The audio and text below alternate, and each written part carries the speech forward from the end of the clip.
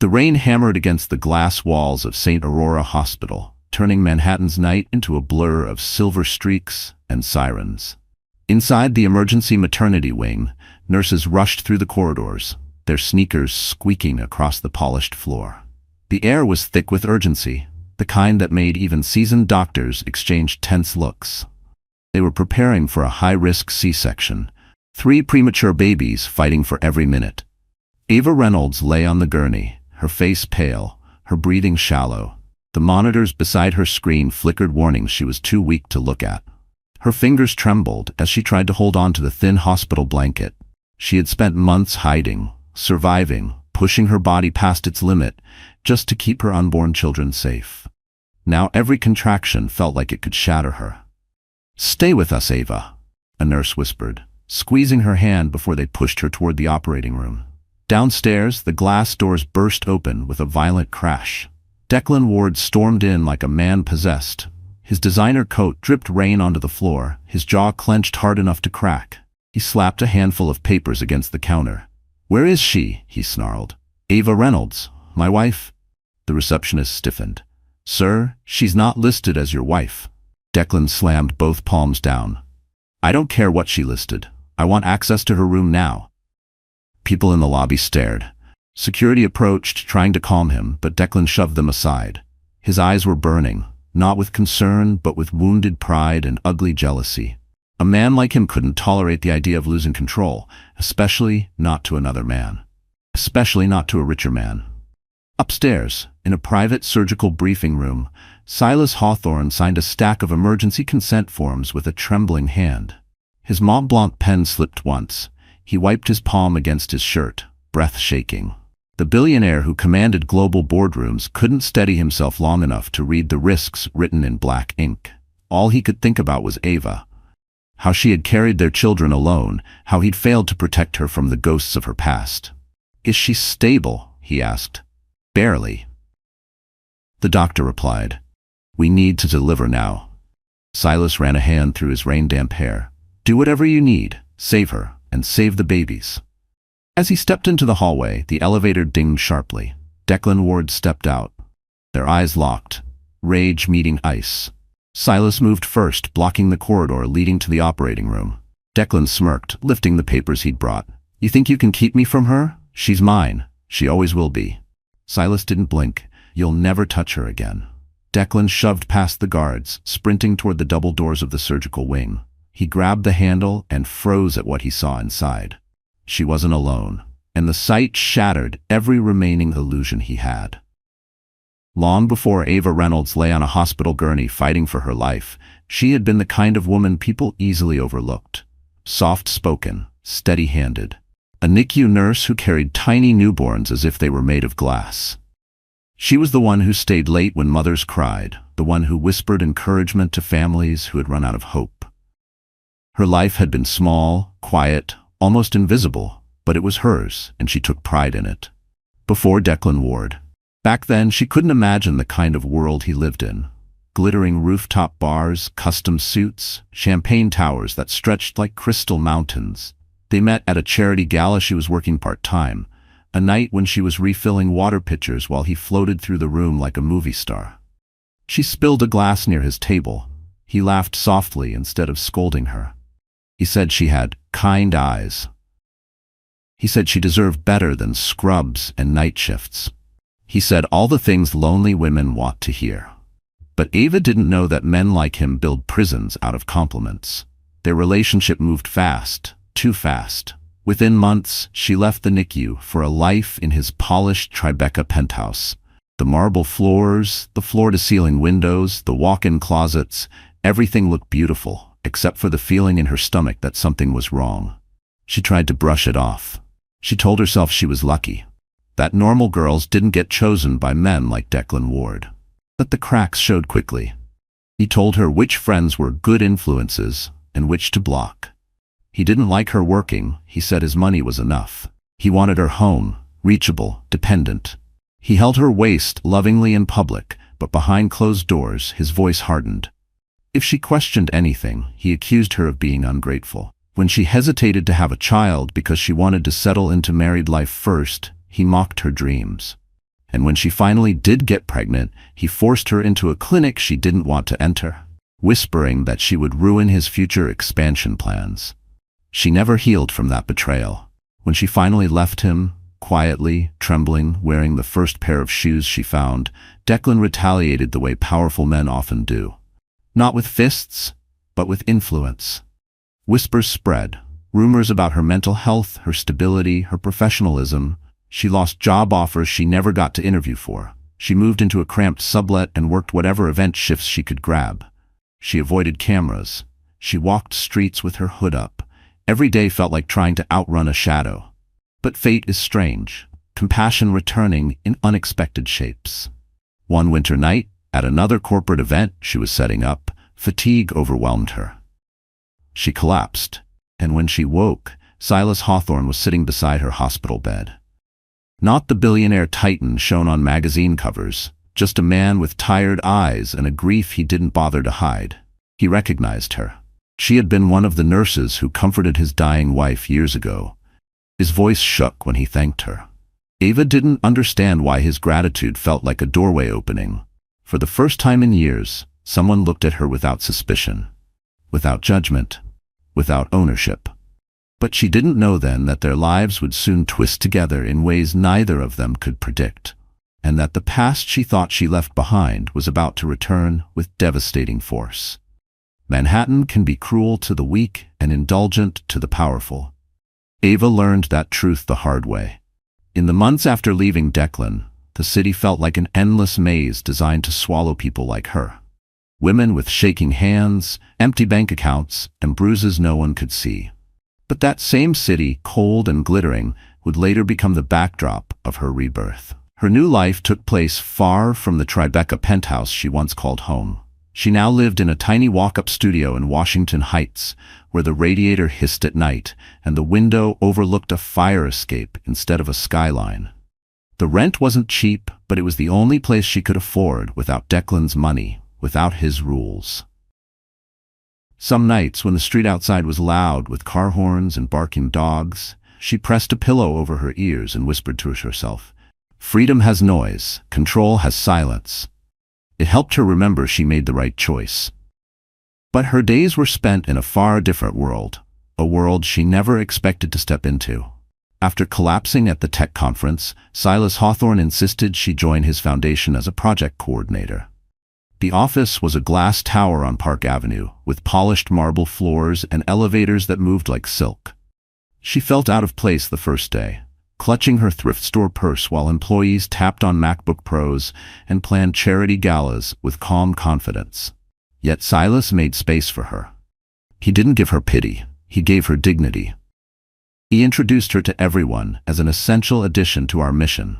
He offered her a corner desk near the windows, where she could see Central Park stretching like an emerald blanket beneath the city's steel monuments. Some mornings, she arrived early just to watch the sunrise turn the skyscrapers gold. It was the first time in years she felt like she was moving forward instead of hiding. The foundation itself was a sanctuary compared to the luxury hell Declan once paraded her through. Silas's team, doctors, researchers, medical advocates, worked to improve neonatal care nationwide. They spoke Ava's old language, compassion, precision, calm under pressure. She found herself breathing easier around them, even laughing on mornings she thought she couldn't get out of bed. Still, she kept her past locked away, not out of shame but fear. Declan had long arms, longer influence, and a fury that could tear apart anything she rebuilt. The city's contrasts shaped the rhythm of her days. Mornings in corporate glass, nights in her tiny apartment. Lunchtime among executives, dinner from microwave trays. Emails about million-dollar donations, phone calls from debt collectors. And woven through all of it, the quiet presence of Silas. Sometimes a soft knock at her office door, sometimes a cup of tea left at her desk when she looked tired. But the biggest shift happened outside the office. Silas invited her to several high-profile medical galas, insisting her nursing background made her insights valuable. The events were held at places she once cleaned after hours: the Plaza Hotel ballroom, the rooftop lounge at the Peninsula, private penthouses overlooking Fifth Avenue. She stood among men in tailored suits and women in shimmering gowns, feeling like an intruder in someone else's dream. But Silas never let her fade into the shadows. He stayed close, introduced her to donors, made sure she had a seat at important tables. His presence wasn't domineering like Declan's. It was grounding, like a hand steadying the back of a chair. For the first time, Ava felt what safety might look like. What she didn't know was that Declan, miles away in his penthouse, was watching her rise through whispers and photos, and the storm brewing inside him would soon crash into her fragile new world. And when it did, Manhattan itself would feel smaller, darker, and far more dangerous.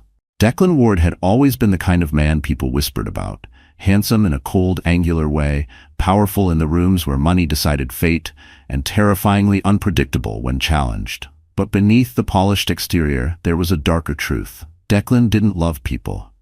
He possessed them, and losing possession felt to him like humiliation. After Ava left, his life didn't crumble immediately. At first, he told himself she would return. Women always came back to him, especially women he had rescued. But days turned into weeks, and his calls went unanswered. His emails bounced back. The door code to his penthouse stopped accepting her old combination. Instead of grief, something uglier took root. Offense. Fury. A man like him didn't get abandoned. He could have moved on. He could have replaced her with one of the many women who lingered around his business lunches or hotel openings. But Declan didn't want someone new. He wanted control back. So he hit where it hurt: her name, her reputation. With one phone call to a friendly editor, he started rumors that she had suffered emotional instability. A month later, the whispers spread through nursing networks. A manager at the hospital they once supported quietly blacklisted her. A charity director rejected her application before she even sat down. Declan didn't do these things out of hatred. He did them out of entitlement. In his mind, Ava owed him her loyalty for the rest of her life. And when he discovered she'd resurfaced, working at Silas Hawthorne's foundation, looking stronger, glowing even, his entitlement twisted into obsession. At first, he monitored her quietly. A private investigator snapped photos of Ava entering the glass tower on Park Avenue, sometimes alongside Silas. The images made something inside Declan rot. A billionaire. Not just any billionaire, but Silas Hawthorne, the man whose name appeared in financial headlines, whose companies shaped half the city. A man more powerful, more respected, more untouchable than Declan could ever be. The comparison burned. He started visiting his gym twice a day, lifting until veins bulged. He bought new suits, rehearsed in the mirror what he would say when he confronted Ava again. But underneath the grooming rituals was panic, a deep, choking fear that Ava had finally escaped him. He couldn't let that happen. So Declan escalated. He began contacting people from Ava's past. Old co-workers, former landlords, anyone who could hand over scraps of information. He learned she'd been hospitalized briefly. He learned she often worked late. He learned her new job involved travel, planning, interacting with wealthy donors. He spun those facts into poison, telling himself she was using Silas, just like she had used him. When he learned she was pregnant, the cracks inside him widened so violently he nearly shattered. But then he learned the truth. The babies weren't his. They belonged to a billionaire, and something monstrous awakened. Instead of accepting defeat, Declan convinced himself that the children were leverage, keys to clawing back power. He could claim concern. He could pretend he wanted to protect her. If the public saw him as a devoted ex-husband trying to help a struggling, unstable woman, he could flip the narrative and destroy both Ava and Silas with a single story. People underestimated how far a desperate man with money could go. Declan contacted a lawyer known for bending the law until it screamed. He purchased confidential medical records through back channels. He began stitching together a case that could paint Ava as unfit, unstable, reckless, dangerous to her own unborn children. His plan wasn't just cruel. It was surgical. Because Declan didn't just want Ava back under his shadow. He wanted to crush the light she found without him. And as he prepared his next move, he whispered to himself, "She was mine first, and she'll be mine again." He truly believed it. What he didn't know was that the city he thought he ruled was about to turn against him, one devastating truth at a time. And the woman he thought he could break forever was about to fight back harder than he ever imagined. The night everything changed for Ava didn't happen in a dark alley or in the privacy of a quiet room.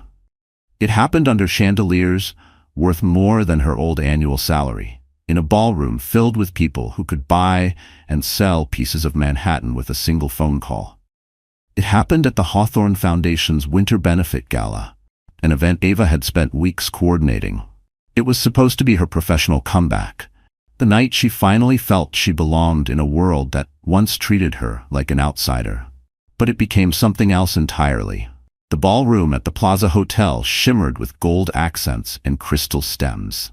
Waiters carried trays of champagne, and the Manhattan elite drifted through the room, laughing softly, exchanging deals disguised as politeness. Ava moved between tables, checking floral arrangements, escorting medical donors, making sure the lighting was perfect. Her dress wasn't designer, but Silas's assistant had helped her find one simple, elegant, and comfortable. Deep navy, with sleeves that hid how thin she had gotten. For the first hour, everything felt peaceful. Ava even caught Silas watching her from across the room while he spoke to a senator. His gaze held warmth, a question, maybe even admiration. Every time their eyes met, something fluttered in her chest.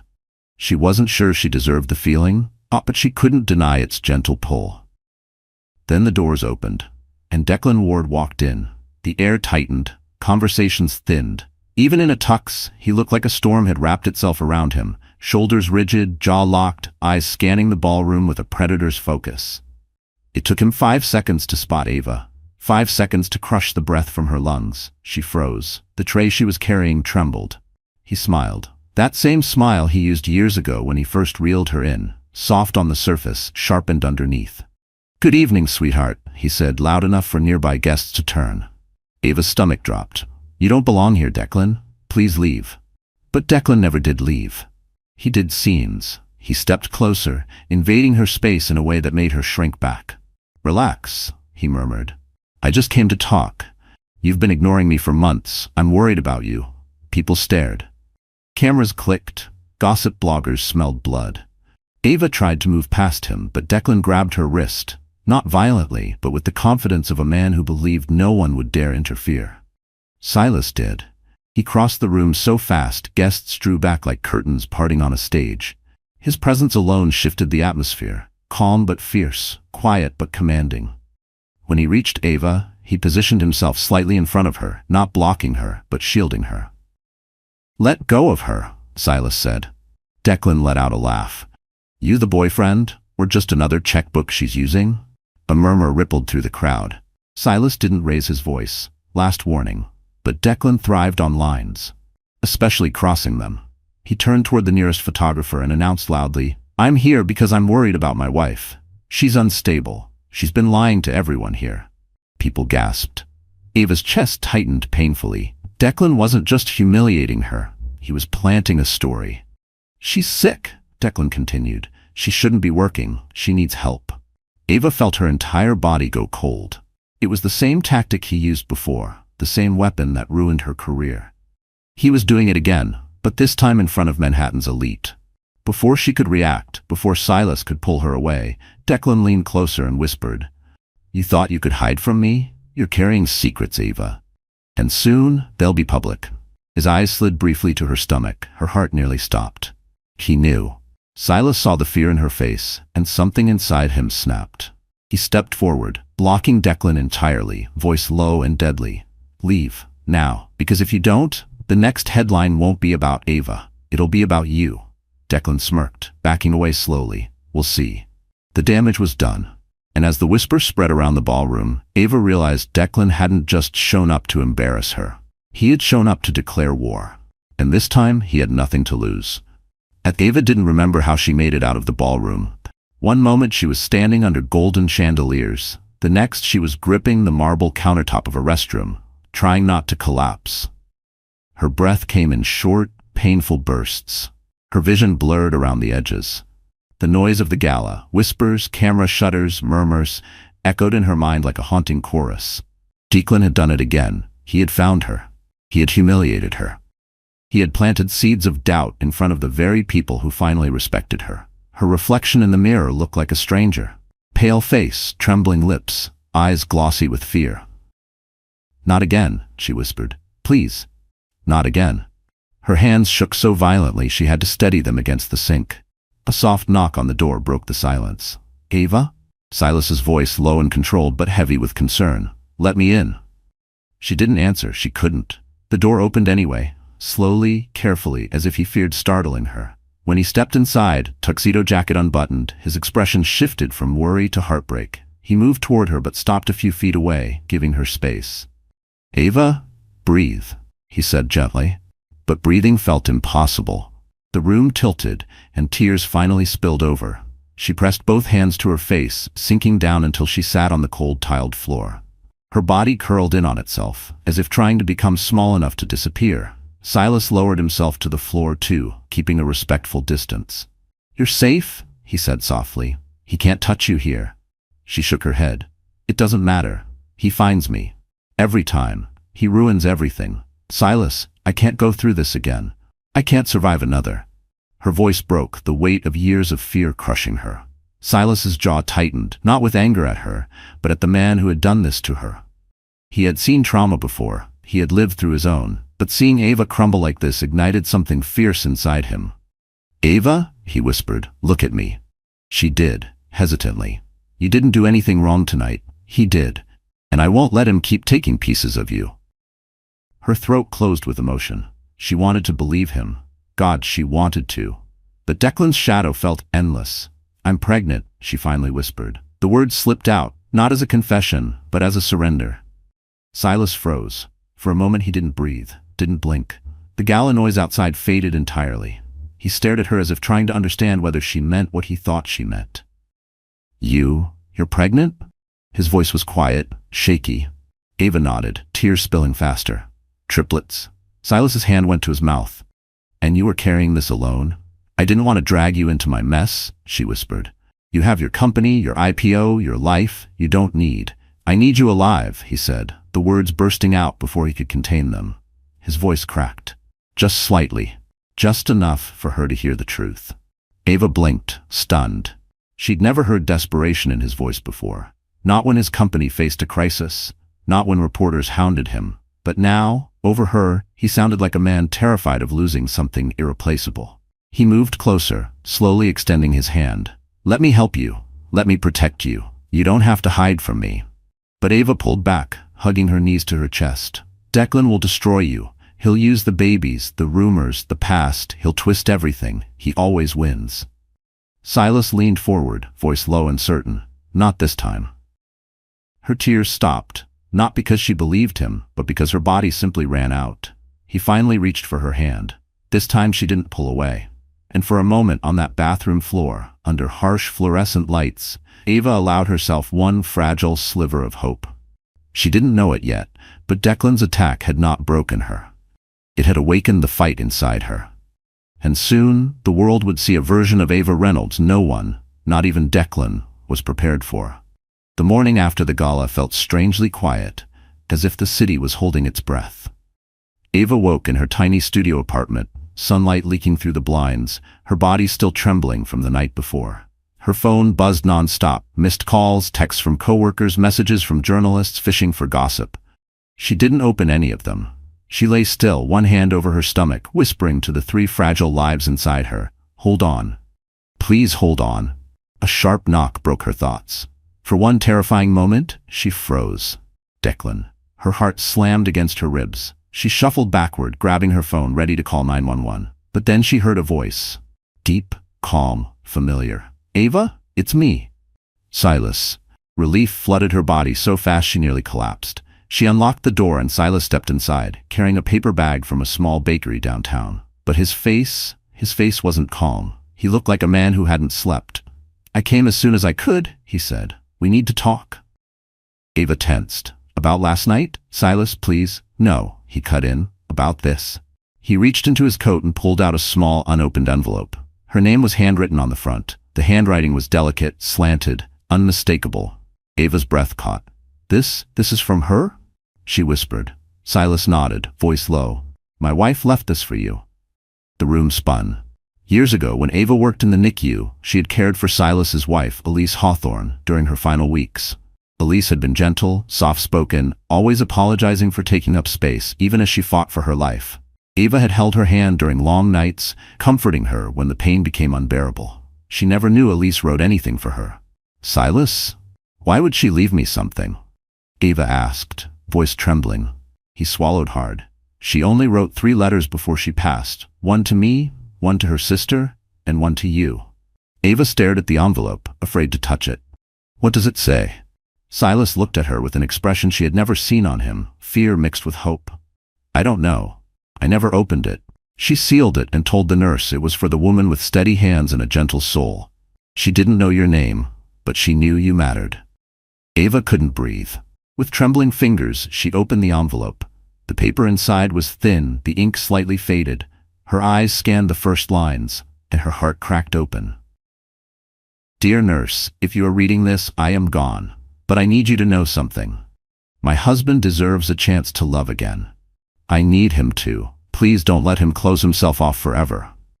Ava covered her mouth. Silas watched her, eyes glistening, his composure unraveling. "Keep reading," he whispered. Ava continued, voice barely audible. "You have a kindness he will recognize, a steadiness he needs. If he finds you someday, don't be afraid to let him in." Tears blurred the rest of the words, but Ava understood enough. Elise had given them permission. No, she had blessed their path before it even began. Ava looked up, stunned, overwhelmed. "Silas, why did you show me this now?" His voice broke. "Because last night, when you told me you were pregnant, when I saw fear instead of joy in your eyes, I realized something. You don't believe you deserve a future. You think Declan destroyed that for you." He stepped closer, gently touching her wrist. "My wife didn't write that letter for fate," he whispered. "She wrote it for you." Ava's tears slipped freely now, falling onto the fragile paper, but then her phone buzzed again. A text, unknown number. She opened it. One photo. Declan standing outside her building, looking straight up at her window. A chill sliced through her spine. Silas saw the screen, and his expression hardened into something lethal. "It's starting," he whispered, and Ava finally understood. Elise's letter wasn't just a blessing, it was a warning. Ava had spent years shrinking, into corners, into silence, into versions of herself that felt safer because they were smaller. But the moment she saw Declan standing outside her building in that photo, staring up like a hunter tracking prey, something inside her snapped. Not in fear this time. In defiance. "He found me again," Ava whispered, staring at her phone as if the pixels could burn her. Silas gently took the device from her hand. "Then he's about to find out he made a mistake." Ava blinked at him, confused. "Silas, you don't understand. Declan doesn't stop. He doesn't back down. The more cornered he feels, the worse he gets." Silas gave her a long, steady look. "Then we stopped giving him corners to hide in." It shouldn't have made sense, but it did. For the first time, Ava felt something she hadn't felt in years, like someone was standing between her and the storm, without expecting anything in return. He held out his hand. "Come with me." She hesitated. "Where?" "To start taking back your life." The ride to Midtown was quiet, but not uncomfortable. Silas drove instead of letting his driver handle it, maybe because he didn't want another set of eyes involved, maybe because he wanted Ava to feel safe. The soft hum of the Mercedes and the glow of the city passing by felt strangely protective. He parked beneath a sleek tower of glass, Hawthorne Global's private headquarters. Ava had only been here once, months ago, to drop off documents. She never imagined walking inside at Silas's side. The lobby lights reflected off polished marble floors. Security guards stood a little straighter when Silas entered, but he gave them a simple nod instead of the usual corporate severity. They let Ava through without question. They took the elevator to the 58th floor. The doors opened into a conference suite bigger than her entire apartment. Floor-to-ceiling windows framed the Manhattan skyline like a living painting. Ava felt small again, but not powerless. The city looked different from up here. You could see how big the world really was, and how small men like Declan truly were. Silas gestured toward a chair. "Sit." Not an order, an invitation. On the table in front of her sat a laptop, several documents, and a sleek black folder stamped with the Hawthorne family crest. "What is all this?" she asked. Silas exhaled deeply. Everything you need to protect yourself, legally, financially, physically. Ava frowned. Silas. But he raised a hand gently. Just listen, and she did. There's a misconception about men like Declan, he began. People think their power comes from money, but it doesn't. It comes from fear, from isolation, from convincing their victims that they're alone. His eyes softened. You're not alone anymore. Ava swallowed hard. He opened the black folder. Inside were papers she didn't expect. Restraining order drafts, a security detail roster, a private investigator's report detailing Declan's recent movements, and a legal declaration of paternal responsibility, with Silas's signature already on it. Ava gasped. Silas, what did you do? He met her eyes. I'm protecting the mother of my children. Her heart stuttered. No one had ever said words like that to her. Not with sincerity. Not with love disguised as steel. But you don't have to. I want to. Ava felt something shift inside her, something heavy, something old. Fear didn't vanish entirely, but it loosened its grip enough for something new to bloom. Resolve. Silas stood and walked to a side cabinet. When he returned, he held a small velvet box, not a ring, but something else entirely. He opened it and revealed a delicate necklace with a simple, shining pendant. This belonged to Elise, he said quietly. She wanted you to have it someday. Ava's breath hitched. I can't. She believed in you, Silas whispered. And now I do too. He clasped it around her neck. It felt like armor. She looked at her reflection in the window. Messy hair, tired eyes, trembling hands, but with a spark she hadn't seen in years. Strength. Silas stepped beside her. Ava, you've survived things most people couldn't. Now it's time to stop surviving. He touched her hand gently and start fighting back. Ava lifted her chin. For the first time in years, she believed she could. What she didn't know was that Declan, watching from his penthouse across the river, had already seen the lights turn on in Silas's office, and he was about to make one more deadly mistake. Underestimating the woman he thought he broke forever. The following week unfolded like a storm Ava didn't see coming, until she realized she was no longer the woman hiding from thunder. She was walking directly into it, chin raised, heart pounding, but unbroken. Silas had arranged everything quietly, methodically, with a strategist's precision and a protector's urgency. Ava didn't know where he found the time, but he seemed determined to put an entire army between her and Declan. And yet, it wasn't enough for Silas to shield her in private. He wanted the world to know the truth. It began with an invitation Ava didn't understand at first, a press conference hosted by the Hawthorne Foundation at the River Cafe overlooking the Brooklyn Bridge. She thought it would be about a new neonatal program, something medical or charitable. Instead, she walked into a venue filled with reporters, donors, cameras, and attention so thick it felt like the air itself was waiting for something explosive. She tugged at her sleeves nervously. Silas, what is this? He didn't answer immediately. He adjusted his cufflinks. Mont Blanc, she reckoned, before turning to her with an expression she had never seen on him before. A mix of purpose and quiet fury. It's time, he said. People need to hear the truth from you, not him. Ava's breath caught. No. Silas? I can't. If Declan sees me up there. That's the point, he said softly. He won't own your story anymore. Her pulse raced. But the pregnancy will reveal nothing you're not ready for, he promised. But the rumors he spread at the gala? The comments? The lies? Ava, you deserve a voice. She didn't think she had one, not anymore. But when Silas offered his hand, steady and warm, she took it. They walked together to the front of the room. The lights were bright, the murmurs rising as cameras clicked rapidly. Ava felt her throat tighten, but Silas stood just to her right, close enough for her to feel his presence, but far enough for her to speak on her own. A journalist called out, Ms. Reynolds, is it true your ex-husband claims you're mentally unstable? Another voice, are you using the Hawthorne Foundation to rebuild your image? A third, is it true you disappeared for months? Why? The barrage hit her like bullets. Ava almost stepped back. Then she remembered Elise's letter resting in her purse, the words that said she had a gentle soul, and that Silas deserved a chance to love again. That tiny paper felt like a shield. She leaned toward the microphone. My name is Ava Reynolds, she began, voice unsteady but audible, and I'm here because someone has been trying to decide my story for me. The room fell silent. Ava continued, her voice strengthening as she spoke. For years, I lived in fear of Declan Ward. Behind closed doors, he controlled my finances, isolated me, manipulated my medical records, and spread lies when I found the courage to leave. A ripple went through the crowd. Ava swallowed hard but kept going. I stayed quiet because I was ashamed, because I thought no one would believe me. Last week at the gala, he approached me publicly. He humiliated me. He tried to suggest I was unstable. She paused. Silas watched her, jaw tight, ready to jump in. But she held up a hand. "I'm not unstable," she said firmly. "I'm a survivor." Reporters leaned forward, pens ready. "For the first time, I'm choosing myself. I'm choosing to speak, and I'm choosing to say his name, not because he deserves attention, but because I deserve freedom." Flashbulbs erupted. Ava's heart hammered. Something inside her cracked open, not like breaking, but like a shell falling away. She stepped back from the mic, trembling. Silas placed a hand on the small of her back. "You were perfect?" But before Ava could respond, someone shouted from the doorway, "Well, isn't this sweet?" The room turned.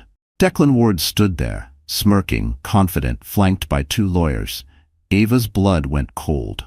Silas stepped in front of her instantly. The showdown they had feared was happening, here, in front of every camera in New York. And Declan's next words made the temperature of the room drop. "You forgot to mention the most important part of your story, Ava. Tell them who got you pregnant." Gasps filled the room. Ava felt the ground shift beneath her feet. Silas stiffened beside her. But the real shock was this. Ava realized Declan planned this moment all along. For a moment, the world stopped moving. Cameras froze mid-click. Coffee cups hovered half-lifted. Dozens of reporters stared wide-eyed at Declan Ward, their pens trembling, hungry for scandal. Ava felt her stomach twist so violently she had to grip the podium to keep from collapsing. Declan's voice, smooth and poisonous, echoed through the room like a venomous bell. "Go on, Ava," he taunted. "Tell them who the father is." Ava's throat closed. She felt exposed, cornered, stripped of all the strength she'd gathered. Her heartbeat thundered in her ears. The room blurred. All she could hear was his voice from years ago. Cold, commanding, cruel. "You'll never survive without me. You'll never be believed. You'll always come back." Her breath hitched. Then Silas stepped forward. He didn't raise his voice. He didn't look angry. He simply stood between Ava and Declan, like a wall forged from something unbreakable. "You don't speak to her," Silas said, his voice dangerously low. Declan smirked and took another step forward. "Oh look, the billionaire prince defending his damsel. Cute, but the public has a right to know." "No," Silas cut in sharply. "You have a desire to cause harm. That's not the same thing." Reporters gasped, some scribbled furiously, others lifted their phones to record. Declan wasn't expecting resistance. Not like this. His smug smile faltered for a split second, but he recovered quickly. "Fine," he snapped. "I'll say it myself. Ava ran away from me, disappeared for months, and suddenly reappears pregnant, and now she's working for him? Do the math." A few cameras swung toward Ava. Shame rose in her chest like a wave, threatening to drown her. Her legs trembled. She wanted to run, hide, disappear. But then she saw Silas's reflection in the window behind the crowd. The way his jaw tensed. The way his shoulders squared. The way his entire body shifted closer like he was silently telling her, "You're not facing him alone anymore." Ava inhaled. Her trembling stopped. She stepped out from behind Silas. Her voice was soft at first. "Declan, stop." He raised an eyebrow, amused. "Finally finding your voice, sweetheart?" A flicker of old fear tried to surface, but Ava crushed it. "No, I'm finding yours." She lifted her chin. "The one you used to silence me all those years." The room went still. Ava steadied herself on the podium and continued. "Yes, I'm pregnant, with triplets." Her voice shook, but she kept going. "And no, they're not yours. They were never yours. You lost the right to my life a long time ago."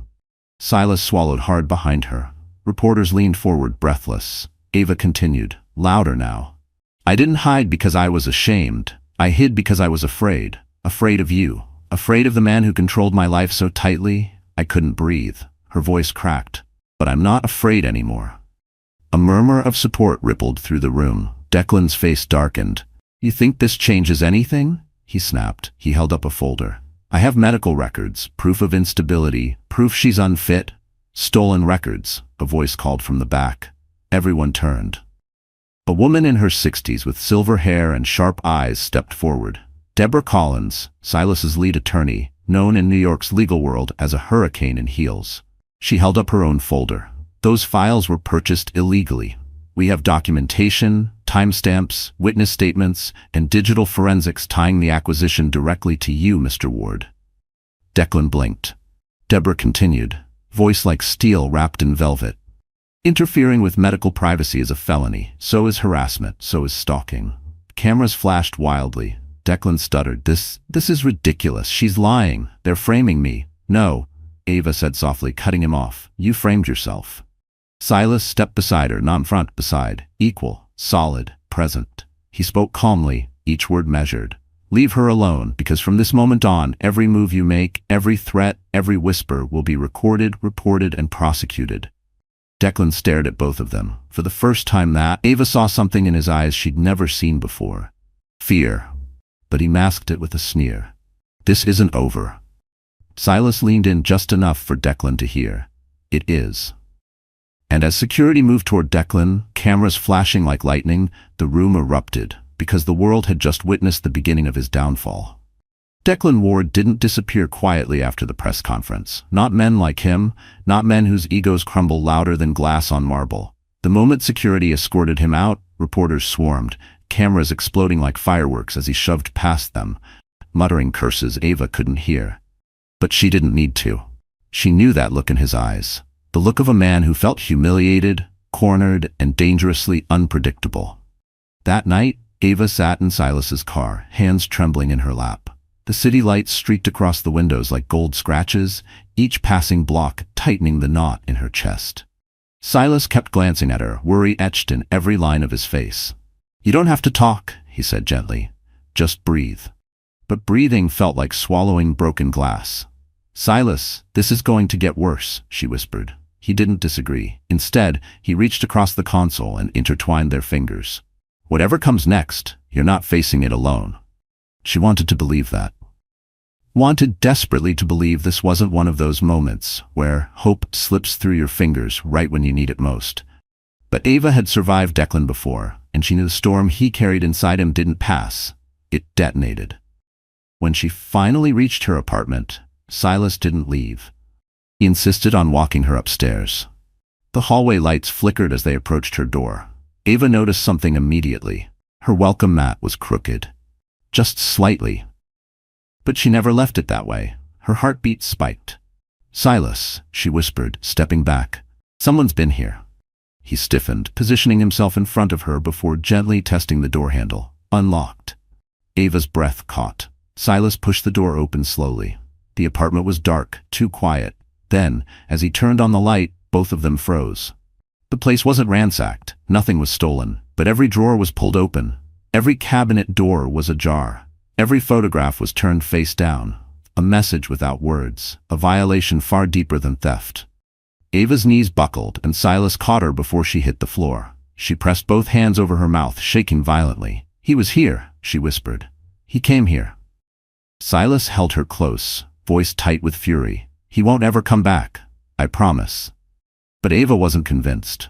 Declan didn't need to break things to break her. He only needed to remind her he could touch her life whenever he wished.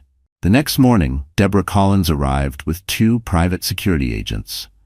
She walked through the apartment like a seasoned crime scene analyst, her heels clicking with purpose. He's escalating, Deborah said. This wasn't random. This was psychological. Ava sat on the couch, wrapped in a blanket Silas brought from his car. He wants me to know he's watching. Silas paced the room, jaw clenched so tightly a muscle ticked. I'll hire 20 guards if I have to. She's not staying here another night.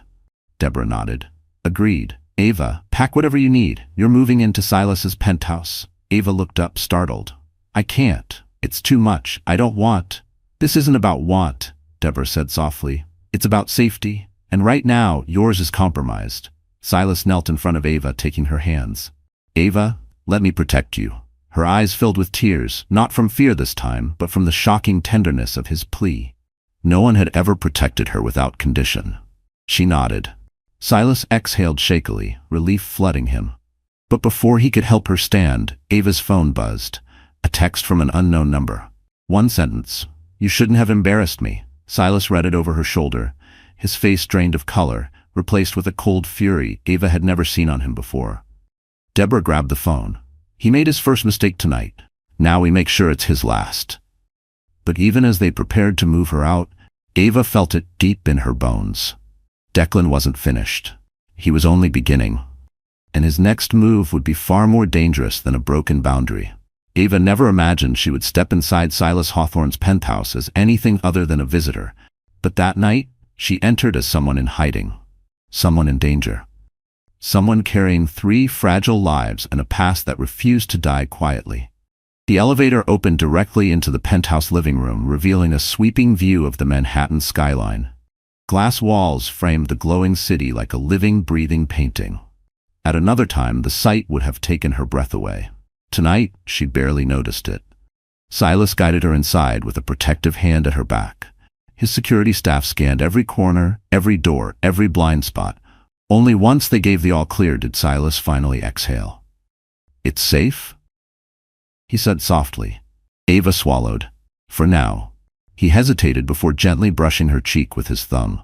"For as long as it takes." Deborah Collins set her briefcase on the counter and cleared her throat. "There's still one issue," she said. "Declan isn't acting alone."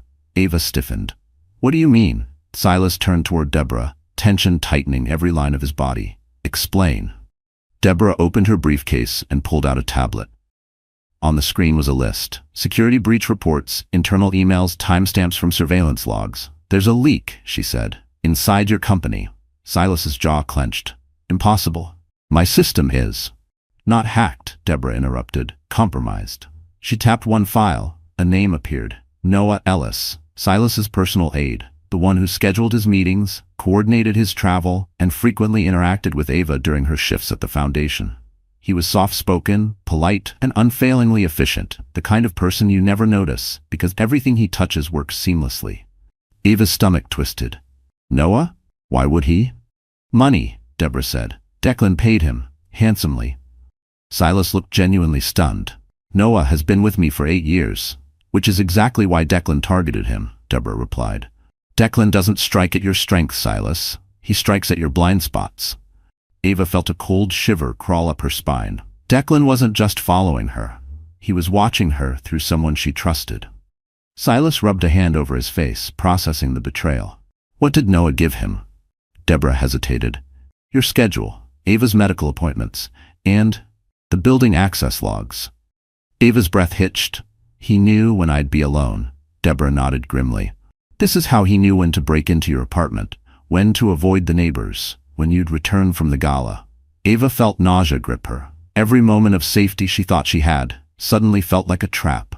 Silas crouched beside her, taking her shaking hands. "Ava, look at me." She lifted her eyes to his. "This is not your fault. None of this is your fault." Her lips trembled. "But I brought danger into your world." Silas shook his head. "You didn't bring danger. Danger found you, and I'm not letting it take anything else from you." Before she could answer, the elevator chimed. Security immediately stepped forward, forming a shield. But when the doors opened, Noah Ellis stood there, wide-eyed, pale, holding his hands in the air. "Mr. Hawthorne, please, just hear me out." Silas's voice turned to ice. "You don't belong here." Noah swallowed hard. "I didn't mean to hurt Ava. I swear. Declan told me she was unstable. He said you were in danger. He said whatever it took to buy your loyalty," Deborah snapped. Noah's voice cracked. "I didn't know he would go this far. I didn't know he would break into her home, or follow her, or threaten her." Ava stood slowly. "Noah, why would you believe him? After everything Silas has done for you." Noah's shoulders sagged. "Because he showed me something. Something about the babies." Silas stiffened. "What?" Noah's voice shook. "He said one of them might not survive, that there are complications you don't know about." Ava's heart stopped. "What complications?" she choked out. Noah looked at Silas, then Ava, guilt drowning his features. "I didn't want to tell you like this," he whispered. "But the last ultrasound report, Declan got a copy before you did." Silas's face drained of color. Ava pressed a hand to her stomach, panic rising like fire. "What did he see?" she asked. Noah's answer shattered the room. "One of the baby's hearts is struggling." Ava's legs buckled. Silas caught her before she fell, and everything in the world suddenly narrowed to 3 fragile beats of life inside her. 3 little hearts. and one of them was fighting to survive. Ava's world tilted, not sideways, not slowly, but violently, as if someone had yanked the floor out from under her. Her heartbeat thundered in her ears, drowning out every sound except Noah's trembling voice echoing again and again. One of the baby's hearts is struggling. She clutched Silas's arm with both hands, nails digging into his sleeve. Her breathing turned shallow, fast, desperate. She wasn't just scared, she was unraveling. "Tell me exactly what you saw," Silas demanded, voice sharp with controlled panic. Noah swallowed. "The last ultrasound from 2 days ago, baby B's heartbeat was irregular. The doctor noted it but wanted to run more tests. Declan got the report first and he used it to manipulate me. I'm sorry. I'm so sorry." Ava shook her head violently. No, that's impossible. I didn't miss any appointments. I would have known. I would have." "Hey," Silas whispered, gripping her shoulders. "Look at me. Breathe." But she couldn't. All she could see was the image from her last appointment. 3 tiny shapes swimming in a black and white blur. 3 flickers pulsing like stars. She had memorized every beat, every flutter, every hope. Now one might be fading. "Call Dr. O'Malley," Silas ordered, turning to his security team. "Now, tell her we're coming to the hospital." Noah stepped forward shakily. "Mr. Hawthorne, please let me help. I never meant for this to happen. Let me make it right." Silas didn't raise his voice. Didn't have to. "You will make it right by getting out of my home and praying Ava never sees your face again." Noah lowered his head, shame swallowing him whole, and stepped backward into the elevator. The doors slid shut like a final sentence. Ava's legs buckled again. Silas caught her, lifting her effortlessly into his arms, as if she weighed nothing. "We're going," he murmured against her hair. "Right now." The drive to St. Aurora Hospital felt endless. Rain smeared the windshield. Traffic lights blurred into smeared red halos. Ava kept one hand on her stomach the entire time, whispering through tears.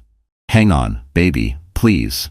Silas drove like a man possessed, jaw clenched, knuckles white around the steering wheel. He kept glancing at her, heart breaking at every sob, every tremble of her lip. He had seen her hurt before. Fear, exhaustion, humiliation, but never this. Never a terror that came from inside her, threatening the very souls growing beneath her ribs. When they reached the hospital, nurses rushed them in immediately. Silas carried Ava through the doors, ignoring the cameras flashing outside, reporters already circling from Declan's stunt at the press event. Inside the dim ultrasound room, Ava lay on the exam table, gown crinkling under her palms. Her breath shook as the cold gel touched her skin. The machine hummed to life. Silas held her hand tightly, his thumb brushing her knuckles. Dr. O'Malley, a woman in her 50s with steady eyes, moved the probe across Ava's belly with practiced calm. But Ava could see the tension in her jaw. "Please," Ava whispered, "tell me they're okay." "Let me take a closer look," the doctor murmured. Seconds passed like years, then she spoke. "Baby A, very strong heartbeat. Baby C, steady and rhythmic." She paused. Silas's grip on Ava tightened. "And baby B?" Ava choked out. The screen flickered. A faint, uneven flutter appeared. Dr. O'Malley exhaled. "Baby B's heartbeat is irregular, but present. It's weaker than it should be. We need to monitor closely and start immediate intervention." Ava burst into tears. Relief, fear, everything colliding. Silas pressed his forehead to hers. "They're still fighting," he whispered. "All 3 of them." "But what caused it?" Ava cried. "Did I do something wrong? Did stress? Did Declan?" "No," Dr. O'Malley said firmly. "This isn't your fault. This can happen in high-risk multiples. What matters is that you came in now." She placed a gentle hand on Ava's arm. "But Ava, you need to understand. From this moment on, you cannot go home. You need full medical supervision, and any elevated stress could worsen the baby's condition." Ava nodded weakly. Silas turned to the doctor. "She stays. Private room, full security, whatever equipment she needs." But the doctor hesitated. "There's something else," she said softly. "Stress alone isn't the issue." Silas frowned. "Then what is?" Dr. O'Malley looked at Ava, then at Silas. "Someone accessed Ava's digital medical chart. Someone outside our system." Ava's blood ran cold. Silas's face darkened. "Declan," he said. The doctor nodded grimly. "And whoever accessed it tried to request unauthorized updates, changes." Ava clamped a hand over her mouth to keep from screaming. Declan wasn't just stalking her. He was trying to rewrite her medical reality. Silas closed his eyes once, slowly, like he was holding back an explosion. Then he opened them. Voice deadly calm. This ends tonight. But Ava didn't know that ending Declan's reign was going to demand one more devastating twist, one that would push her to the edge of losing everything. The private room Ava was moved into looked more like a boutique hotel suite than a hospital space. Soft lighting, a reclining bed, a view overlooking Central Park. But no amount of calm decor could soothe the terror gnawing inside her. Machines beeped steadily beside her. An IV dripped slowly into her arm. 2 fetal monitors blinked, 3 fragile rhythms displayed on glowing screens. Baby A, Baby B, Baby C. Ava stared at those flickers like her life depended on each beat. Silas stood near the window, phone to his ear, voice low and deadly calm as he spoke with his head of corporate security. Find out exactly when the breach happened and trace every digital fingerprint. I want a full timeline. Ava could tell by the rigid line of his shoulders that he was barely holding himself together. When he finally hung up, he walked toward her, trying his best to soften his expression, but the worry in his eyes betrayed him. How are you feeling? He asked gently. She forced a small, weak smile.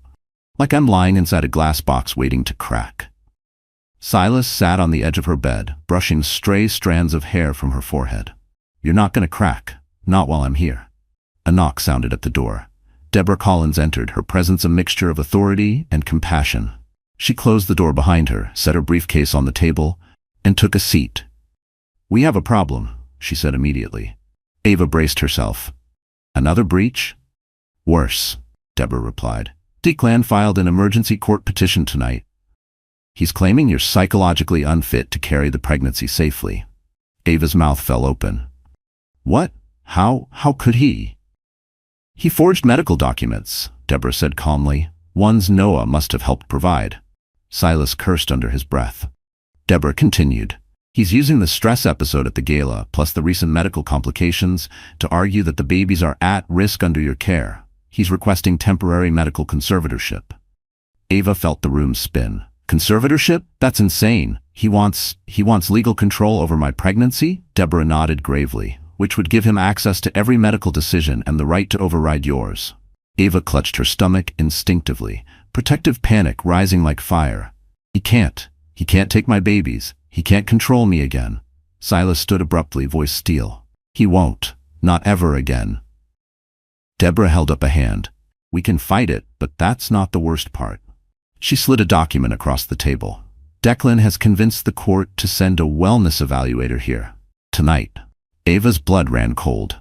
No, I can't. I can't handle something like that right now. If they force me to talk, if I panic, my stress could harm the babies. That's what he's counting on, Deborah said quietly. Silas paced the room like a caged lion. He wants to push her into a breakdown so the evaluator files against her. Ava felt tears burn behind her eyes. Why is he doing this? Why go this far? Silas turned to her, voice trembling with anger and fear. Because losing control of you wasn't enough, he wants to destroy you. Another knock came at the door, a softer one, more hesitant. A security officer poked his head in. Mr. Hawthorne? Miss Collins? The evaluator is here. And sir, there's something else. Silas stiffened. What? The guard looked uneasy. Declan Ward is in the lobby. Ava's heart slammed against her ribs. He's demanding to be allowed up, the guard continued. He's shouting to reporters that you're hiding Ava and that she's a danger to herself and the pregnancy. Silas moved toward the door, but Deborah blocked him. Don't, she warned. He wants you to confront him. It strengthens his narrative. Ava shook her head violently, panic clawing at her throat. I can't see him, Silas. If he walks in here, I'll break. And if I break, the babies. He rushed to her side, taking both her hands, grounding her. You won't break, he whispered. You're stronger than he ever imagined, her voice cracked. But I'm scared. Silas leaned forward, forehead against hers. Then be scared. I'll carry the rest. Before she could answer, the door opened again. A woman in a gray suit stepped inside. The evaluator. Her expression was neutral, until she looked at Ava.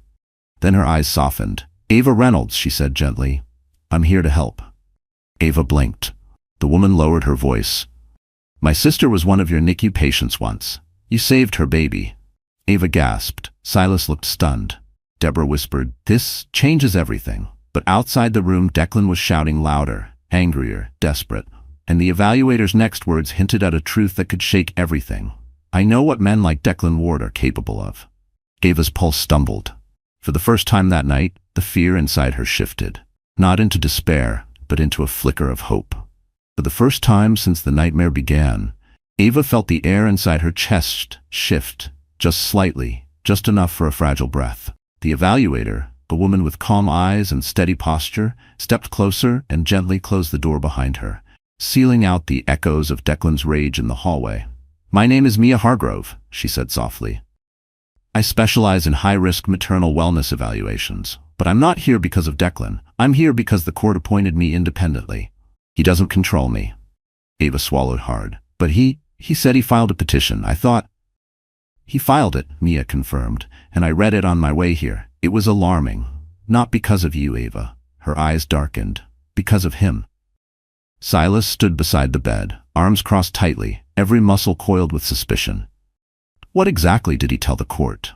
Mia pulled a small folder from her bag. "He claims Ava is emotionally unstable, displaying erratic behavior, suffering delusions regarding the pregnancy, and refusing medical care. He submitted forged medical notes to support it." Ava felt disgust rise in her throat. "He's lying, every word." "I know," Mia said firmly. Ava blinked. "You do?" Mia nodded and took a slow breath, as if steadying herself before revealing something heavy. "My sister, Caroline, gave birth 8 years ago. Severe complications. Premature baby. NICU stay." She smiled gently. "You were her nurse." Ava's eyes widened. "You stayed past your shift," Mia continued. "You read to her baby at night. You spent hours helping my sister stay calm when she thought she was losing him." Her voice cracked slightly. "You saved my nephew's life." Silas exhaled a long, relieved breath. Deborah Collins stopped writing in her legal pad, her gaze softening. Ava felt tears sting her eyes. I didn't know." "You wouldn't have," Mia said, sitting beside the bed. "But I never forgot your face, or your kindness. So when I saw your name on the emergency petition, I didn't see a woman in crisis. I saw a woman who once held my family together." Ava's voice trembled. "And you believe me, even after everything Declan said?" Mia's expression hardened. "Declan Ward is exactly the kind of man who weaponizes fear and paperwork. I've evaluated dozens of cases involving abusers like him. His file reeked of coercion." She leaned forward. "Ava, I'm here to protect your rights, not take them." Ava burst into tears. Quiet, exhausted tears that shook her entire chest. Silas took her hand immediately. "You're safe," he whispered, but Mia wasn't finished. "There's something else," she said, turning to Deborah. "Declan didn't just forge records. He tried to manipulate the court system by claiming imminent danger to the fetuses. He requested emergency intervention to gain temporary control." Deborah cursed under her breath. "He's trying to force a precedent. If a judge grants that, Ava loses every decision." Silas's jaw tightened. "Over my dead body." Mia raised a calming hand. "That won't happen, because I've already submitted my initial evaluation to the court." Ava froze. "Already? But you just arrived." "I've been reviewing your actual medical files all day," Mia said. "The real ones, and I documented Declan's attempts to alter them." Silas's eyes widened. "So the court will see his petition as malicious," Mia finished. "It will weaken him, severely." Ava let out a shaky breath she felt like she'd been holding for months. "Thank you. Thank you so much." Mia gave her a soft smile. "You deserve peace, Ava, and you're not as alone as he wants you to believe." Before anyone could respond, a loud commotion erupted outside the door. Voices clashing, security shouting, reporters pushing boundaries. Silas instantly moved closer to Ava, protective instinct flaring. "What now?" A guard burst inside. "Sir, Mr. Ward is refusing to leave the premises. He's demanding access to Ava's room." Ava's heart lurched in terror. Deborah stood swiftly, eyes blazing. "This ends tonight. Mia, stay with Ava. Silas, come with me." But Mia placed a hand over Ava's trembling ones. Her voice dropped to a whisper. "Ava, you need to hear this. Declan didn't just come to harass you tonight." Ava stiffened. Mia hesitated, then said the words that made Ava's blood turn to ice. "He's petitioning for an emergency order that would force you into a psychiatric evaluation under custody."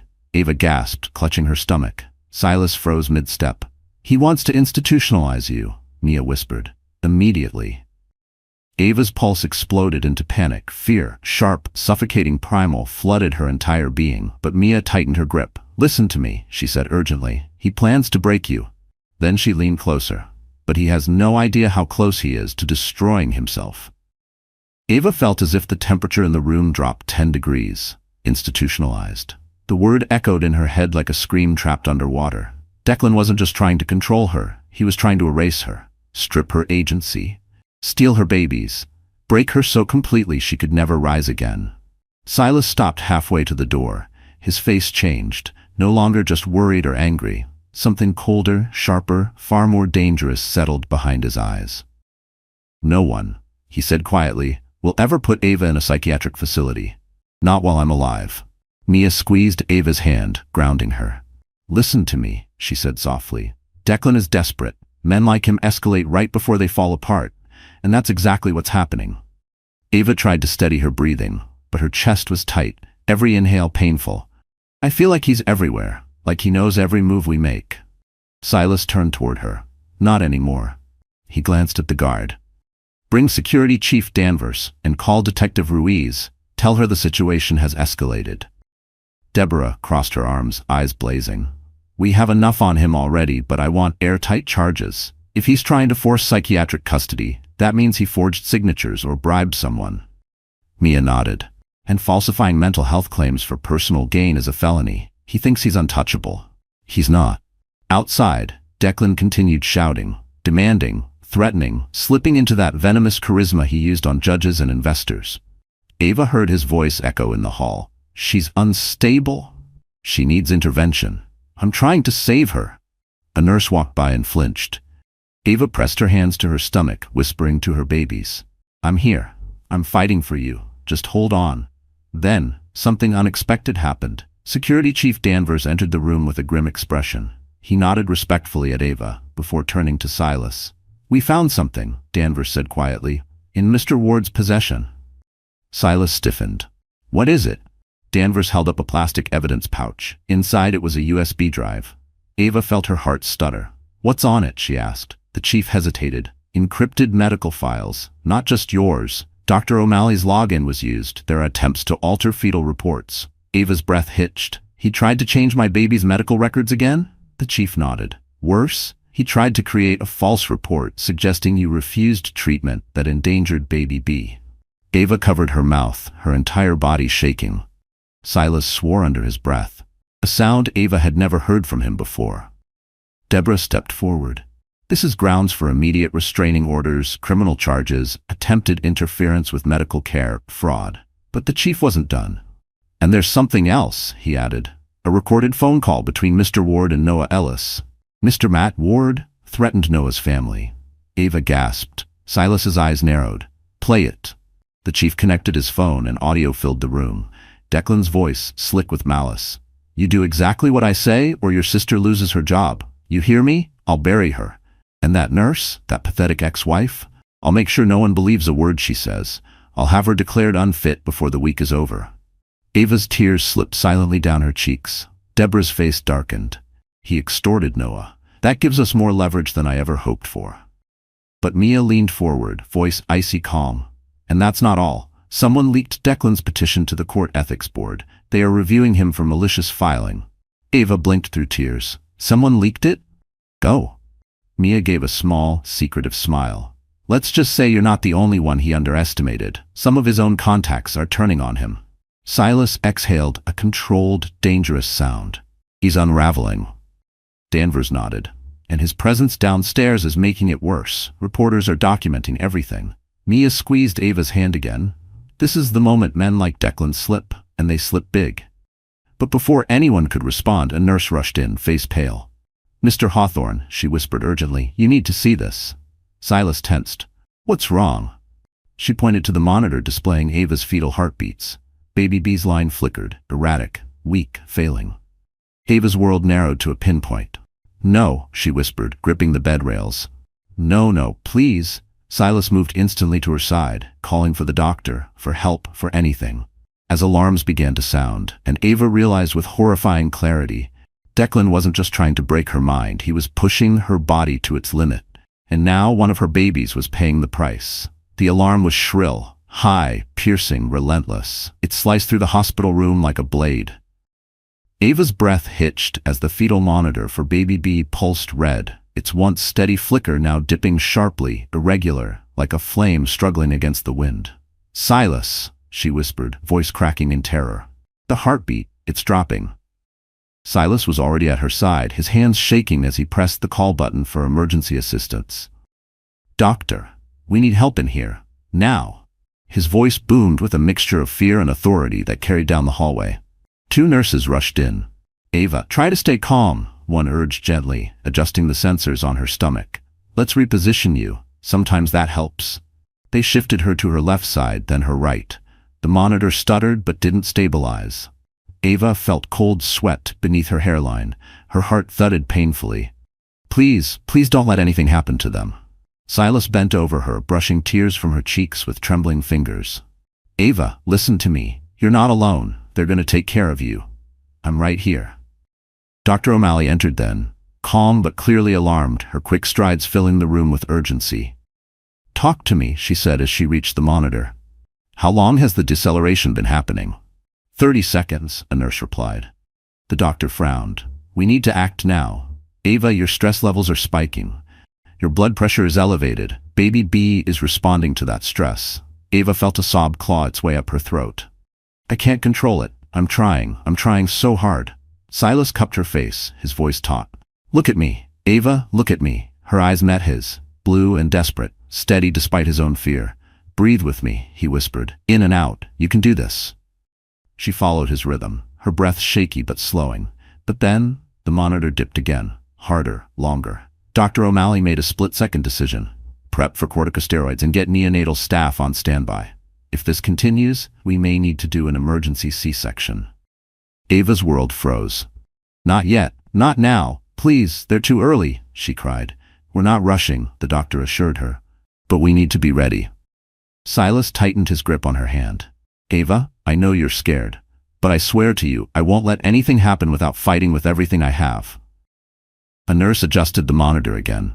"Baby B's oxygen flow is dipping. This could be due to maternal stress, or it could be the condition worsening."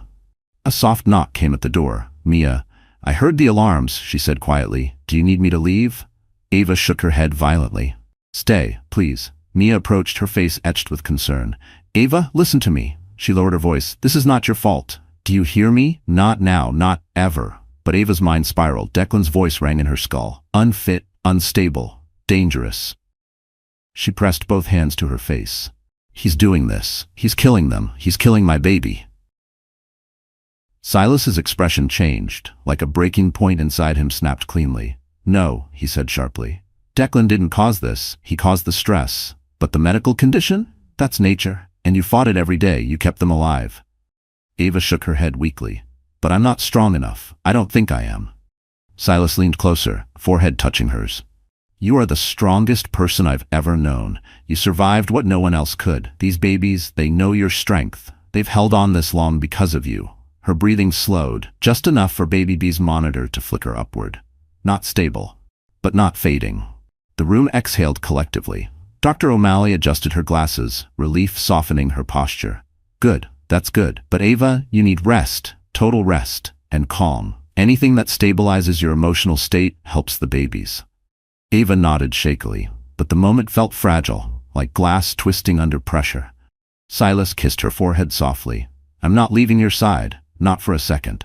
But then Danvers reappeared at the door, urgency crackling around him. "Mr. Hawthorne," he whispered, "Declan isn't in the lobby anymore." Silas's blood ran cold. "Where is he?" Danvers swallowed. "We're not sure. He slipped past one of the reporters. He's somewhere on this floor." Ava's heart dropped. She grabbed Silas's arm, voice breaking. "He's coming for me." Silas turned toward the hallway, no fear in his eyes now. Only fury, and the promise of war. Because if Declan Ward dared step 1 foot closer, it would become the last mistake he ever made. The moment Danvers said the words, "He's somewhere on this floor," every instinct in Ava's body screamed danger. Her pulse pounded so hard the fetal monitors flickered in response, and she forced herself to breathe, terrified of triggering another drop in Baby B's heartbeat. Silas moved instantly, placing himself between Ava and the door, as if he expected Declan to burst in at any second. "Danvers, lock down the entire wing," he ordered. "No one enters without clearance from me or Dr. O'Malley." Danvers nodded sharply and disappeared into the hallway, his voice already echoing orders to hospital security. Mia stepped closer to Ava, laying a grounding hand on her arm. "Remember what the doctor said. Your safety and calm matter most. Let us handle him." Ava nodded, though her whole body trembled. "He won't stop," she whispered. "Not until he gets what he wants." Silas turned back to her, eyes burning with fierce protectiveness. Then he's about to learn that he picked the wrong people to terrorize. Before Ava could respond, a commotion erupted outside. The clash of hurried footsteps, raised voices, the sharp bark of security commands. Silas stiffened, listening intently. A nurse rushed in, pale and breathless. "He's on the east end of the ward, trying to open patient doors." Ava's stomach flipped. "He's trying to get into rooms?" The nurse nodded shakily. "He's shouting your name and threatening staff." Silas's hands clenched into fists. "I'm going out there." Ava grabbed his wrist. "No, Silas, please. If he provokes you, he'll twist it. He'll say you attacked him, that you're dangerous." Her voice broke. "He wants you angry. He needs you angry." Silas softened, leaning down to kiss her forehead. "I won't give him what he wants. I'll give him what he deserves." Mia stepped forward. "Wait, let me go first." Both Ava and Silas stared at her. Mia explained, "Declan's tactic is psychological escalation. He's expecting a confrontation with someone he can bait, Silas especially. But he doesn't expect someone like me, someone calm, someone he can't intimidate." Ava shook her head. "He's dangerous." Mia held up a small badge, her official evaluator credentials. "And I'm not afraid of men who hide behind paperwork and rage." She slipped out of the room before either of them could protest. Silas hovered near the door, listening, ready to burst out at the slightest sign of danger. Ava clutched his sleeve, praying silently. Moments later, Mia's voice drifted down the hall, calm, steady, authoritative. "Mr. Ward, this behavior is inappropriate. You need to stop." Declan's reply was like venom. "Who the hell are you?" "I'm the court-appointed evaluator," she said, "and your actions tonight are being documented." A long, tense silence. Then, Declan's voice erupted, unhinged. "Don't lecture me. She's my wife. She's sick. She's dangerous. She's—" "No," Mia cut in sharply. "What I see is a man spiraling. A man who is endangering staff, patients, and the woman he claims to love. This ends now." Silas stepped into the hall just far enough to see what was happening, but stayed where Ava begged him to stay. Close, but not involved. Declan stood at the far end of the corridor, hair wild, tie hanging crookedly, eyes bloodshot with fury. Security surrounded him, waiting for a cue to move in. He spotted Silas, and snapped. "You think you can take everything from me? My wife? My future? My life?" He jabbed a finger at Ava's door. "She belongs with me, not with you." Silas didn't flinch. Ava doesn't belong to anyone. Declan lunged forward. Security tackled him instantly. He thrashed, screaming, "Ava! Ava! He's lying to you! I can fix everything! Just come with me!" Ava sobbed, burying her face in her hands. Silas rushed back to her side, holding her tightly. "He won't touch you. He won't even breathe near you again." Down the hall, security finally restrained Declan, slamming handcuffs around his wrists as he continued kicking and spitting like a feral animal. Mia returned, breathless. "He's being escorted out of the hospital and taken into custody for trespassing, harassment, and attempted interference with medical care." Ava let out a sound, a broken, relieved, exhausted sound. "It's over?" Mia exchanged a look with Silas. "Not yet," she said softly, "but this is the beginning of the end." Ava looked at Silas, eyes full of fear and hope mingled together. "Then I'll hold on," she whispered, hand over her stomach. "For them." Silas kissed her knuckles gently. "And I'll destroy anyone who tries to take them from you." Outside, as Declan was dragged away screaming her name, Ava realized something profoundly simple. The next move wasn't his, it was hers. The hospital felt quieter after Declan was dragged out, but the silence wasn't peace. It was the heavy, trembling quiet that follows an earthquake, when everyone waits to see if another wave will hit. Ava lay back against her pillows, utterly drained, her hand resting protectively over the 3 small lives inside her. The monitor beside her steadied again, Baby B's heartbeat still fragile, but holding. Silas sat in the chair beside her bed, elbows on his knees, hands clasped tightly. He wasn't looking at her, he was staring at the floor, shoulders tense, as if wrestling with something too dark to say aloud. Ava touched his hand softly. "Silas, talk to me." He lifted his head. His eyes were red, not from tears, but from sleepless fury. Ava, you could have died tonight. Our babies, they could have. He broke off, jaw clenching. I should have stopped him sooner. I should have seen this coming. Ava shook her head. You protected me. You saved us. Before Silas could respond, Deborah strode into the room, tablet in hand, her heels clicking like punctuation marks against the floor. Mia followed close behind. We need to update you both, Deborah said, her voice unusually sharp. This is bigger than we thought. Silas straightened. What now? Deborah tapped the screen. Declan didn't just breach your medical data or stalk Ava. He bribed a clerk in the courthouse to fast-track his petition. Ava felt a chill crawl across her skin. Bribed? How much? Enough, Deborah answered grimly. But money isn't the issue. The issue is leverage. The clerk was drowning in debt. Declan preyed on desperation. Mia folded her arms. This confirms everything we suspected: coercion, fraud, malicious intent. The ethics board is already moving, and now the district attorney wants statements. Silas leaned forward. How strong is our case? Deborah smiled, a slow, razor-sharp smile. Ironclad. Declan left fingerprints on every crime he committed. He was sloppy because he was desperate. And men who spiral like he did always make the same fatal mistake. She raised a brow. They underestimate the woman they're obsessed with. Ava swallowed hard. What happens now? Deborah sat on the edge of the bed. The DA is preparing multiple charges: attempted medical fraud, harassment and stalking, extortion of a medical aide, attempted interference in fetal medical care, trespassing in a secured hospital wing, possibly more as evidence is processed. Ava covered her mouth, overwhelmed. Sweet. He won't get out of this, will he? No. Deborah's tone was final. Not this time. Mia added, and your statement at the press conference earlier? It actually helped. It proved you're coherent, strong, and credible. The court will take that into account. Ava felt a strange, trembling warmth flood her chest. She wasn't just surviving anymore. She was being believed. Silas reached for her hand. I told you. He was done the moment he stepped foot in this hospital. But just then, Danvers reappeared at the door. His expression was different this time. Relieved, almost triumphant. Mr. Hawthorne, he said, you'll want to see this. He held up his phone. On the screen was a live stream from the lobby. Reporters crowded near the exit as police escorted Declan out in handcuffs, his hair disheveled, his face twisted in manic fury. Flashing cameras lit the scene like lightning. A reporter shouted, Mr. Ward, any comment on your arrest? Declan screamed, she did this to me. She's mine. That woman ruined me. Police shoved him into the back of the squad car as crowd noises echoed through the speakers. Ava's hand flew to her chest. She hadn't expected to feel this way. Shaken, emotional, but also lighter, as if the weight he'd pressed on her for years had finally cracked. Silas exhaled slowly, tension easing from his shoulders. It's over. But Mia raised a hand gently. Tonight was a victory, but the real battle is making sure he stays away forever. Ava nodded. And I'll do whatever it takes. Deborah softened her voice. You already did the hardest part, Ava. You spoke. You fought. And now, the law will handle the rest. Ava turned to Silas, tears filling her eyes, not from fear this time, but from something else. Something new. Silas, we're safe, right?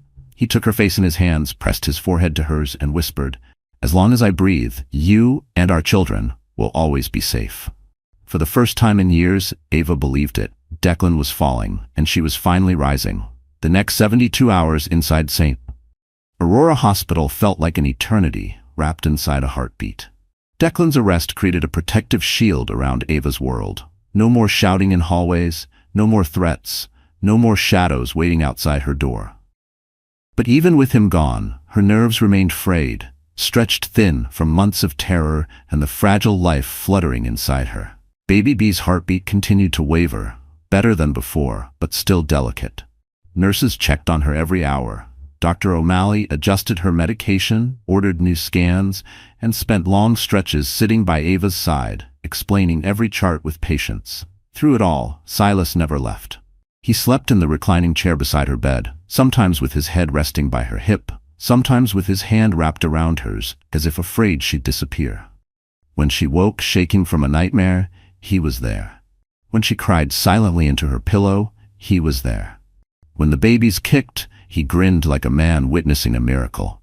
On the third morning, soft winter sunlight spilled into the room, warming Ava's face.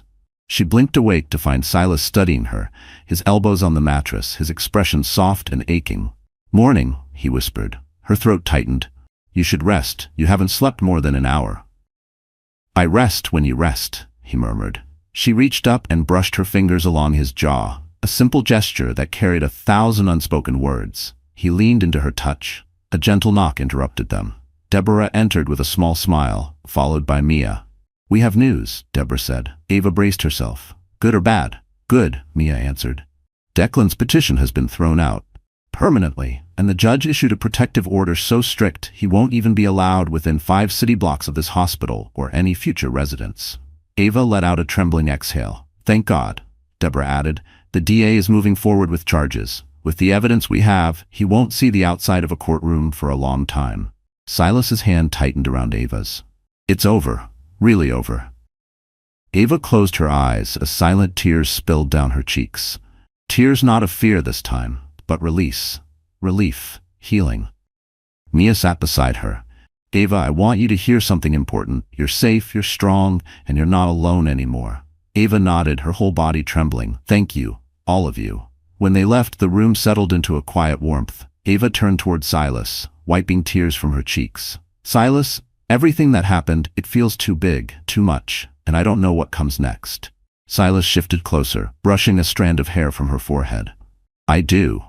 She frowned gently. "What do you mean?" He reached into the drawer beside him and pulled out a small velvet box, navy blue, worn at the edges as if he'd carried it for weeks. Ava covered her mouth. "Silas, don't panic," he whispered with a smile. "Just listen." He opened the box to reveal a ring, not large, not flashy, but stunning in its simplicity. A thin platinum band with a single diamond held in a classic setting, timeless, elegant, perfect. "I'm not asking you to rush," he said softly. "I'm not asking because of the babies or the chaos or anything else." His voice thickened. "I'm asking because somewhere along the way, I realized I don't want a future where you're not beside me." Ava's breath caught. "You changed me," he whispered. "You brought light back into my life. And I want to spend whatever years I have showing you what real safety, real love, real peace feels like." A sob escaped her lips.